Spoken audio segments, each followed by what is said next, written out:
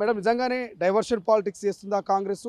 Urea కొరతను పక్కదారి పట్టించడం కోసం రైతుల నుంచి పార్టీ పక్కదారి మళ్లించడం కోసమే కేటీఆర్ ఫార్ములా ఈ రేస్ అంశాన్ని తెర మీద తీసుకొచ్చిందా కాంగ్రెస్? ఏం చెప్తారు? ఒకటే తమ్ముడు, మేము ఈ కార్ రేస్ గురించి ముందు నుంచి చెప్తున్నాం. ఇప్పుడు చెప్పడం కదా, ఎన్నోసార్లు ఏసీపీ సిబిఐ ఎన్నోసార్లు విచారించింది కేటీ రామారావు డ్రామారావును. పోతాడు ఇవాళ, ఈ వారంలో కూడా పోవచ్చు. చట్టానికి ఎవడు చుట్టం కాదు. ఇవాళ ఈయన పోవచ్చు, రేపు అలా అయ్య పోవచ్చు, ఎల్లుండి అలా బావ పోవచ్చు. పోతాడు, అందరూ పోతారు. ఇవాళ డైవర్షన్ పాలిటిక్స్ చేయాల్సిన అవసరం మాకు లేదు. ఎందుకంటే మీది మొత్తం అవినీతిమయం. ఈరోజు కేటీ రామారావు లోపల భయంగా ఉంది.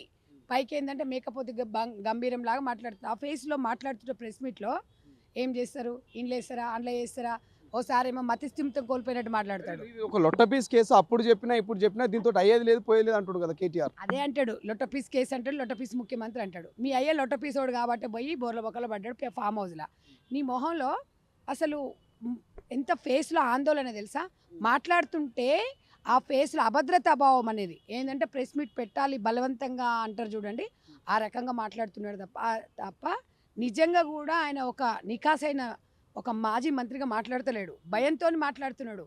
పోతా, ఓసారేమో పోతా నేనే జైలుకి అంటాడు, జైల్లో ఆయో బుక్కులు చదువుకుంటా అంటాడు, నాకేందంటాడు. ఇప్పుడేమో పనికి మళ్ళీ కేసులు ఇవ్వంటాడు, ఏసీపీని తక్కువ చేస్తాడు, సిబిఐని చీటింగ్ అంటాడు. ఇష్టం వచ్చినట్టు మాట్లాడతారు. వీళ్ళకున్న పని ఏం లేదు తమ్మి. ఆ కేసులను ఎట్లా డైవర్ట్ చేయాలనేది చెల్లెని తెర మీదకి తీసుకొచ్చారు తప్ప ఇదంతా ఒక డ్రామా, అంతా కేసీఆర్ రాసిన ఒక స్క్రిప్ట్ అనమాట. ఇది ఏదేమున్నా కూడా నిజంగా యమకింకర్లు కేసీఆర్ పిల్లలైతే ఇద్దరు. జగదీశ్వర్ చెప్తా ఉన్నాడు ఇదంతా డైవర్షన్ పాలిటిక్స్, ఇదంతా డైవర్షన్ కోసమే కాంగ్రెస్ చేస్తున్నది. తెలంగాణలో యూరియా వేయలేకపోతున్నది కానీ కేటీఆర్ని అరెస్ట్ చేస్తామని, లేకపోతే ఫార్ములా ఈ రేస్ అని, మొన్నదాకా విద్యుత్ కొనుగోలని ఇట్లా ఇబ్బంది పెట్టి ఆలోచన చేస్తుందని అంటున్నారు. ఎట్లా చూస్తారు జగదీశ్వర్ కామెంట్స్? ఈ పొట్టిబుడంకాయకి గతంలో కూడా చెప్పిన, ఎందుకంటే 2 సార్లు మంత్రి అయ్యిండు. ఇంగిత జ్ఞానం లేని మంత్రి ఎట్లయిండో నాకు అర్థం కాదు. యూరియా ఎవరిస్తారు తమ్మి? కేంద్ర ప్రభుత్వం ఇస్తుందా, రాష్ట్ర ప్రభుత్వం? కేంద్ర ప్రభుత్వం ఇస్తే రాష్ట్ర ప్రభుత్వం కలిపి ఇస్తుంది కదా. ఇప్పుడు వీళ్ళకి చిత్తశుద్ధి ఉంటే, కలేజా ఉంటే, నిజంగా ఈడు నికాస్ అయినోడైతే ఈ జగదీష్ రెడ్డి మాట్లాడుతున్నాడు కదా, పద ఢిల్లీకి పోదాంపా. బీజేపీ ఎంపీల దగ్గర ధర్నాలు చేయండి, బీజేపీ ఎమ్మెల్యేల దగ్గర ధర్నా చేయండి, మోడీ ఢిల్లీ దగ్గర జంతర్ మంతర్ దగ్గర పోయి ధర్నాలు దీక్షలు చేయరి ఎరువుల కోసం. మీరు ప్రతిపక్షంలో లేరా? మీకు బాధ్యత లేదా? మా మీద మాట్లాడుతున్నారు. మేము దీక్ష చేస్తే, మేము ధర్నాలు చేస్తే మీరు రమ్మంటే రాలే. బీజేపీ వాళ్ళు రాలేదు, రాజ్యసభ సభ్యులు ఉన్నారు కదా, మీ వాళ్ళు రాలేదు, మీ బీఆర్ఎస్ పార్టీ వాళ్ళు రాలేదు. నిజంగా రైతుల మీద ప్రేమ ఉన్న వాళ్ళు అయితే వచ్చేటోళ్ళు. కొంచెమంది సిగ్గు లేకుండా మాట్లాడతాడు. పొట్టి బుడమకాయాన్ని బుడమకాయ అంటారు చూడు, బుడ్డరకావాడు అంటారు చూడు, అట్లా మాట్లాడతాడు. నిజంగా మైండ్ ఎదగలేదు ఈయనకి. చూస్తే భూమికి జానడు ఉంటాడు. ప్రతిసారి ఏం మాట్లాడతాడో తెలియదు. యూరియా అనేది కేంద్ర ప్రభుత్వం నుంచి వస్తుంది. ఇప్పుడు మన తెలంగాణలోగా తమ్మి, ఆంధ్ర రాష్ట్రంలో యూరియా కొరత ఉంది.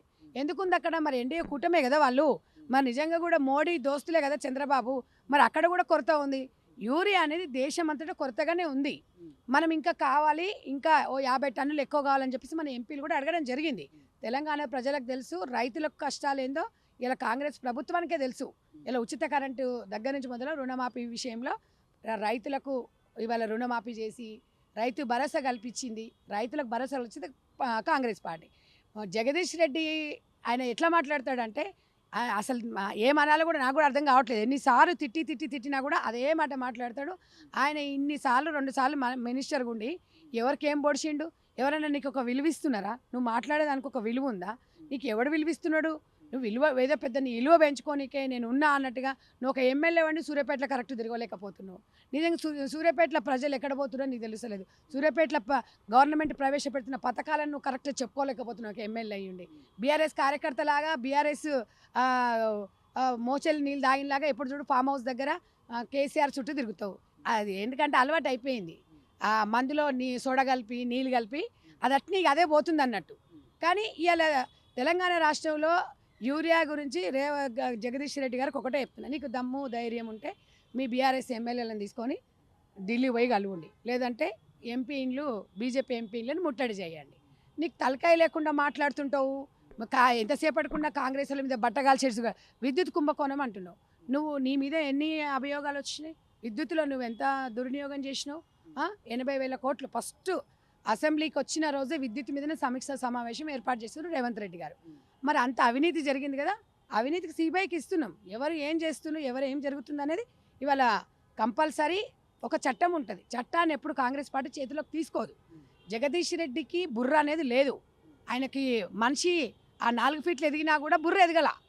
2 సార్లు మళ్ళీ మంత్రి అయ్యిండు. మా మంత్రిగా చెప్పుకుంటాడు ఆయన జగదీష్ రెడ్డి. నల్గొండ జిల్లా మొత్తం నా గుప్పట్లుంది అంటాడు. 4 ఎంబడి ఉండరు. ఏం మాట్లాడతాడో తెలియదు. అసలైన తొలి వెలుగు. ఫాలో వాట్సాప్ @తొలి వెలుగు official.